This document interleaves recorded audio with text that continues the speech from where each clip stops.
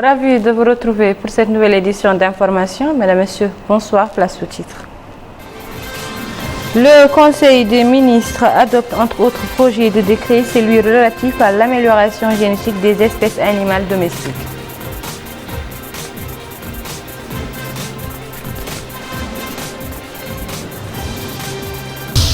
L'unité nationale vue du prisme de la charia, c'est le thème d'un colloque animé à Radio Mauritanie par un parterre d'érudits et d'intellectuels.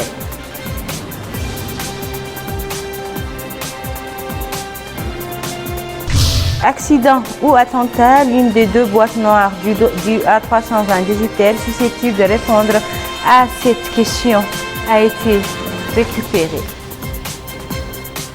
Merci de vous joindre à nous et nous ouvrons ce journal par ce communiqué rendu public par la présidence de la République portant nomination du président et des membres de la haute autorité de la presse et de l'audiovisuel APA.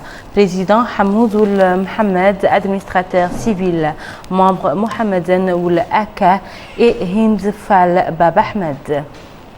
Je vous le disais, dans le titre, le Conseil des ministres s'est réuni aujourd'hui sous la présidence de Mohamed Ould Abdelaziz, président de la République, a adopté un certain nombre de projets de décrets, parmi lesquels un portant sur l'organisation et l'amélioration génétique des espèces animales domestiques. Le Conseil a également procédé à plusieurs nominations dans les départements de l'économie et des finances, de l'agriculture et de l'équipement. Voici le communiqué final sanctionnant le Conseil des ministres avec Mohamed Lemel Bakar.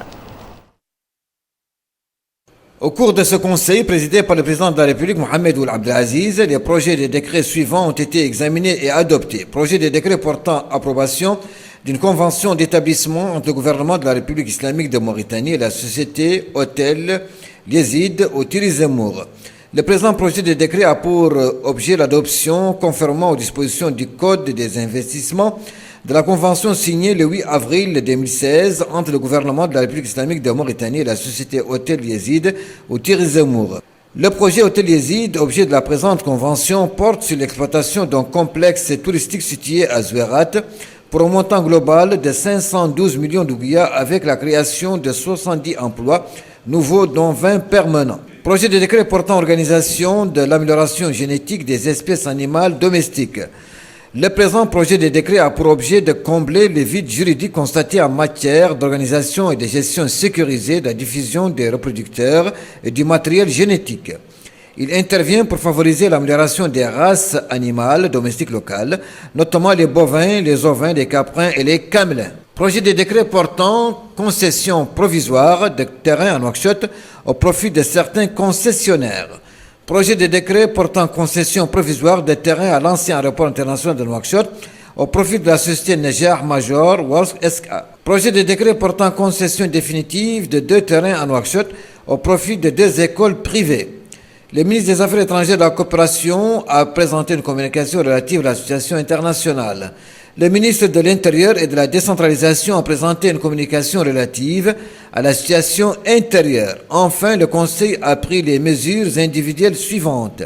Ministère de l'Économie et des Finances, cabinet du ministre, conseiller en développement régional, Bouna Ali Bouha, précédemment directeur de la programmation des investissements. Attaché, Brahim Mohamed Salem, professeur d'enseignement secondaire. Ahdi Babel Rose, maîtrise en économie. Yahya Bourwaïs, instituteur. Administration centrale. Direction générale des politiques et des stratégies de développement. Direction des stratégies et des politiques. Directeur Mohamed Ould Tiqre, précédemment conseiller technique au développement régional. Directeur adjoint Sidati Ould Sidati, directeur adjoint suivi évaluation. Direction de la coordination de la SCAP, directeur Sidi Mohamed Ouzanvour, précédemment au même poste. Directeur adjoint Dembol Sabar, précédemment au même poste. Direction du registre social, directeur Ahmed Yacoub Cheikh Sidia, précédemment inspecteur vérificateur à l'IGF. Directeur adjoint Chebet Habib Sidi Mouloud, master 2 en statistique et économétrique. Direction générale des études, des réformes, du suivi et de l'évaluation. Direction de la prévision et de l'analyse économique. Directeur Omar Gueye, précédemment au même poste. Directeur adjoint Abdrahman Mohamed Islim, précédemment au même poste. direction du suivi et de l'évaluation. Directeur Ali Oudeke, précédemment directeur adjoint de la DSP. Directeur adjoint Fal Ahmed Zerrouk, précédemment attaché au cabinet du ministre, cellule d'audit des projets. Coordinateur Abdelrahim Oulzain, précédemment au même poste. Direction générale des investissements publics et de la coopération économique. Direction de la programmation des investissements. Directrice, celle que Cheikh Malaini Robert, précédemment directrice suivi évaluation. Directeur adjoint Mohamed El-Kouri Tablankou, précédemment coordinateur de la cellule des institutions du groupe de coordination. Cellule études de faisabilité et préparation des projets. Coordinateur Mohamed El-Mustafa Mohamed Ali Sharif, précédemment au même poste. Direction de la mobilisation des ressources et de la coordination de l'aide extérieure. Directeur Mohamed Salem Nani, précédemment au même poste. Directeur adjoint Hussein Mejloub, précédemment au même poste. Cellule des institutions du groupe de coordination. Coordinateur Mohamed El Mukhtar Yahya, précédemment directeur adjoint de la programmation des investissements. Directeur des conventions des financements. Directrice Fatma Ivoukou, précédemment coordonnatrice de la cellule chargée des conventions. Directeur adjoint Noureddin Mohamed Lemine. Direction générale de la promotion du secteur privé, direction de l'amélioration du climat des affaires et du développement des investissements privés. Directeur Ali Sharqi, précédemment au même poste. Directeur adjoint Mukhtar Mohamdi, précédemment chef service à la même direction. Direction de la promotion de l'investissement privé, directeur Khan Mukhtar, précédemment au même poste. Directeur adjoint Fadel Aouni, précédemment au même poste. Direction du guichet unique et du suivi des investissements privés, directeur Mohamed Boubout, précédemment au même poste. Directeur adjoint Yacoub Sidi Baba, précédemment au même poste. Ministère de l'Agriculture, cabinet du ministre, chargé des missions. Mouma Oul Hamahullah, précédemment au même poste. Chargé des missions, Sidi Mohamed Oul Sidi, précédemment au même poste. Conseiller technique chargé des affaires juridiques, Mohamed Abdallah Oul Miska, précédemment directeur des affaires juridiques et foncières. Conseiller technique chargé de la formation et de la recherche, Dieh Oul Cheikh Bouya, précédemment conseiller au même ministère. Conseiller technique chargé de l'aménagement agricole, Mohamed Mahmoud Oul Sidina, précédemment conseiller au même ministère. Conseiller technique chargé des filières agricoles et de la protection des végétaux, Brahim Oul Ahmed, précédemment conseiller au même ministère. Conseiller technique chargé de la communication, Ahmed Deid Oul Baba, précédemment conseiller au même ministère. Conseiller technique chargé du comité permanent inter-État de lutte contre la sécheresse au Sahel, SILS, Mohamed Oul Namin, précédemment conseiller au même ministère. Inspection interne, inspecteur général, Mustafa Oul Wafi, précédemment au même poste. Inspecteur Abdi Oul Bou Oul Waq, précédemment au même poste. Inspecteur Noureddin Oul Abdellatif, précédemment au même poste.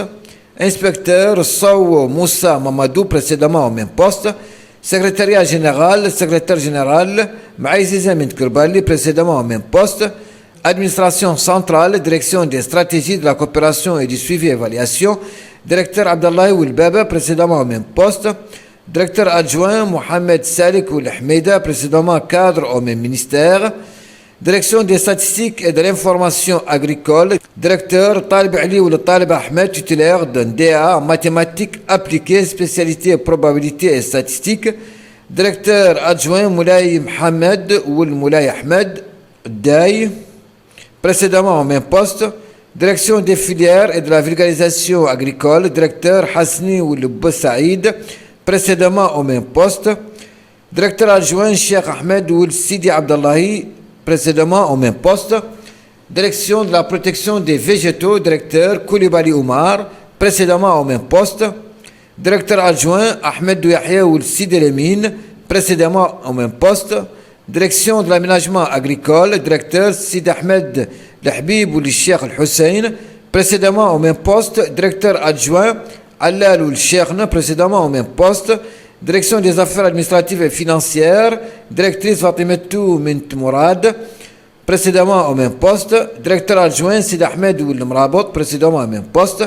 Ministère de l'équipement et des transports, cabinet du ministre. Inspection interne, inspecteur général Mohamed Mahmoud Ould Ahmed, professeur de l'enseignement supérieur. Les résultats du Conseil des ministres ont été commentés dans une conférence de presse par les ministres de la Culture et de l'Artisanat, porte-parole du gouvernement, Dr Mohamed Lamine Ould Cheikh, et de l'élevage, Madame Fatma Mint Souaina. Intervenant en premier lieu, le ministre de la Culture et de l'Artisanat, porte-parole du gouvernement, a précisé que le gouvernement a examiné et adopté un certain nombre de projets de décrets et suivi des communications d'un projet de décret portant organisation de l'amélioration génétique des espèces animales domestiques. Dr Mohamed Lamine Ould Cheikh a ensuite répondu aux questions des journalistes relatives au dialogue. À ce sujet, il a indiqué que le dialogue politique a commencé il y a 10 jours, soit le délai annoncé par le président de la République. Tout dialogue requiert, a-t-il dit, des phases, étapes de concertation et contacts conduisant à la mise en place de commissions et d'ateliers ainsi que des rencontres permanentes entre le président de la République et les leaders des partis politiques. La phase préliminaire du dialogue a déjà commencé. Il ne reste que les ateliers et autres procédures pratiques, a conclu le ministre. Lui succédant, la ministre de l'Élevage a affirmé par rapport au projet de décret portant organisation de l'amélioration génétique des espèces animales domestiques qu'une commission d'amélioration génétique relevant du ministère de l'Élevage et d'autres départements impliqués a été créée, indiquant que cette pratique a donné des résultats probants au cours des 5 dernières années, citant un taux d'amélioration pour les espèces bovines de 40 à 45%. Elle a également évoqué l'existence d'une seconde génération d'animaux génétiquement améliorés d'une capacité productive plus élevée que les espèces locales, d'une capacité de 2 à 4 litres par jour, à la différence de la génération génétique améliorée qui produit quotidiennement entre 10 et 14 litres de lait. Au niveau de l'Assemblée nationale, la Commission des relations extérieures a tenu une réunion cet après-midi sous la présidence du député Mohamed Ould Seyid Ould Gelaye, son président, consacré à la discussion du projet de coopération entre le gouvernement de la République islamique de Mauritanie et celui de la République sœur du Soudan. Cet accord porte sur la coopération entre les deux pays en matière des ressources animales, signé à Khartoum le 2 septembre 2007. La Commission a suivi à cet effet un exposé détaillé présenté par la ministre de l'Élevage, Fatma Mint Souaina, au cours duquel elle a passé en revue les grandes lignes de cet accord et les avantages qu'il offre à la Mauritanie à travers sa mise en œuvre. Au Sénat, la Commission des affaires économiques et du plan a consacré sa réunion aujourd'hui, présidée par Mohamed Mahmoud Ould Ahmed, son président, à l'examen de 2 projets de loi. Le premier projet autorise la ratification de la Convention de crédit signé le 21 décembre 2015 au Koweït entre le gouvernement de la République islamique de Mauritanie et de Fonds arabes de développement économique et social FADES se rapportant au financement du projet de développement des réseaux de transport et de distribution d'électricité.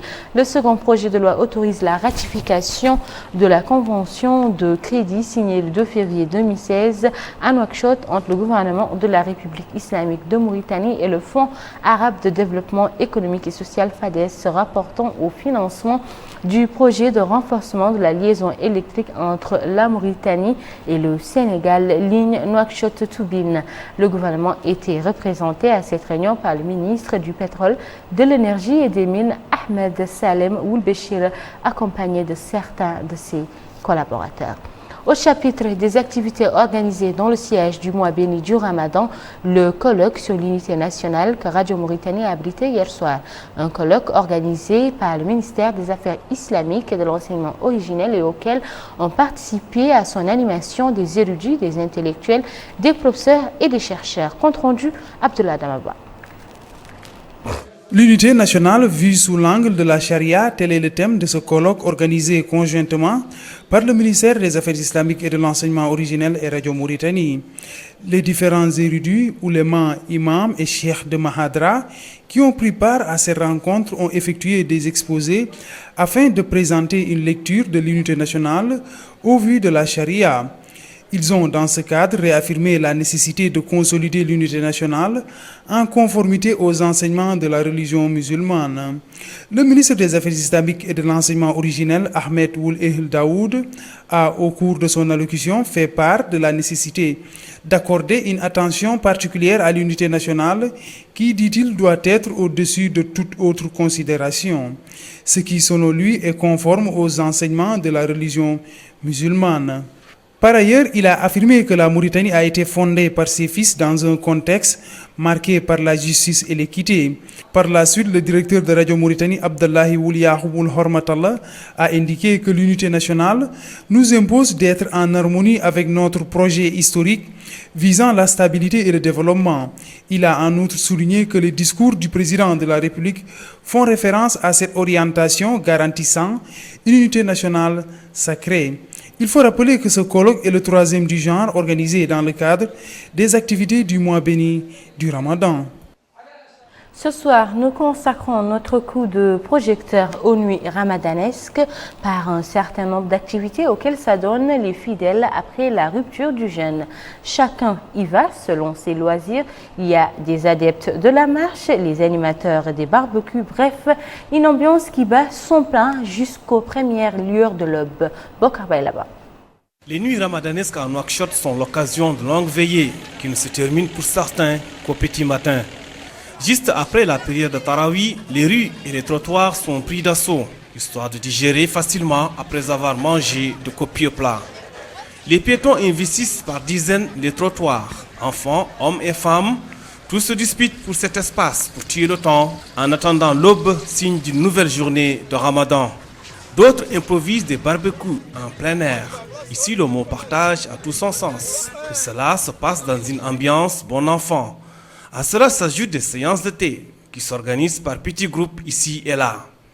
Les nuits ramadanesques à Nouakchott, c'est aussi ces enfants qui ne boudent jamais leur plaisir de cascadeurs en vélo, et cela se passe parfois au milieu de la circulation. Si certains ont opté pour la marche ou le squat des trottoirs, en revanche, d'autres personnes ont fait le choix de la solidarité en donnant leur sang, un acte très fort et recommandé en islam. Le Ramadan, c'est aussi un moment de solidarité avec des malades.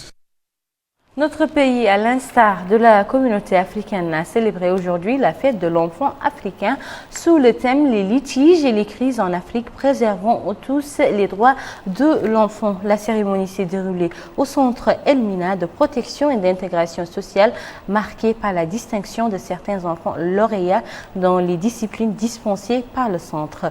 Melika Nekli.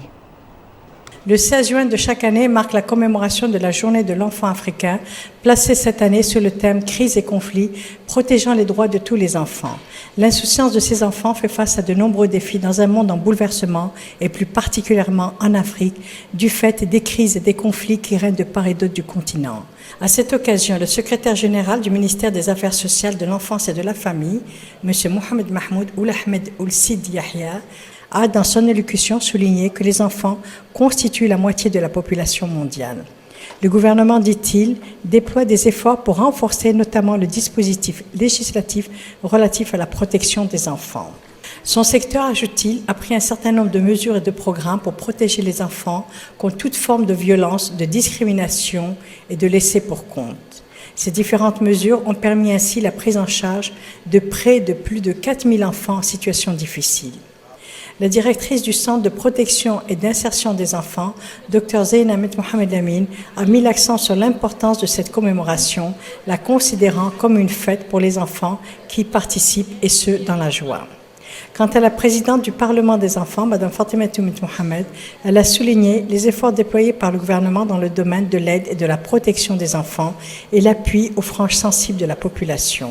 Cette journée a été marquée par la présentation de sketchs sur le vécu difficile de certains enfants privés de leur famille, mis au banc de la société, faisant face à la déperdition scolaire, et qui trouvent refuge dans les centres mis à leur disposition par le gouvernement. Des cadeaux et des attestations ont été remis aux enfants qui ont suivi des formations dans l'esthétique pour les filles et la calligraphie pour les garçons. Cette journée s'est terminée par la visite du Centre de protection et d'insertion des enfants de la Moukata'a d'Elmina qui a abrité cette commémoration de la journée de l'enfant africain. L'une des deux précieuses boîtes noires de l'Airbus A320 d'Égyptair qui s'est abîmée en mer il y a près d'un mois a été repêchée aujourd'hui en Méditerranée et son examen pourrait aider à établir les causes du drame toujours inexpliqué. L'enregistreur de voix a été retrouvé en morceaux, a annoncé la commission d'enquête égyptienne dans un communiqué. Mais les équipes de recherche ont pu récupérer la partie la plus importante de l'enregistreur, celle qui contient la mémoire de l'appareil. Cette boîte noire qui fonctionne comme un magnétophone contient généralement jusque 2 heures de conversation, voix du commandant de bord et du copilote, communication entre le copilote et le chef de cabine et les hôtesses stewards, mais aussi des bruits d'ambiance dans l'avion. La boîte noire sera livrée aux enquêteurs qui doivent récupérer et analyser les conversations selon le communiqué égyptien. Elle sera débarquée au port d'Alexandrie puis transférée au Caire au siège de la commission d'enquête épaulée par des experts français du bureau d'enquête et d'analyse et du constructeur européen Airbus. Voilà, mesdames et messieurs, c'était tout pour cette édition. Le rappel du titre. Le Conseil des ministres adopte entre autres projets de décret celui relatif à l'amélioration génétique des espèces animales domestiques.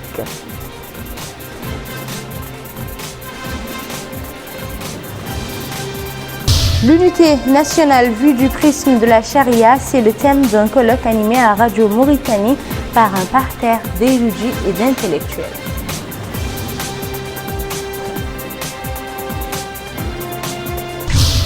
Accident ou attentat, l'une des deux boîtes noires du A320 d'Égyptair susceptible de répondre à cette question a été récupérée. Voilà, mesdames et messieurs, c'était tout pour cette édition. Nous nous retrouverons demain soir, Inch'Allah.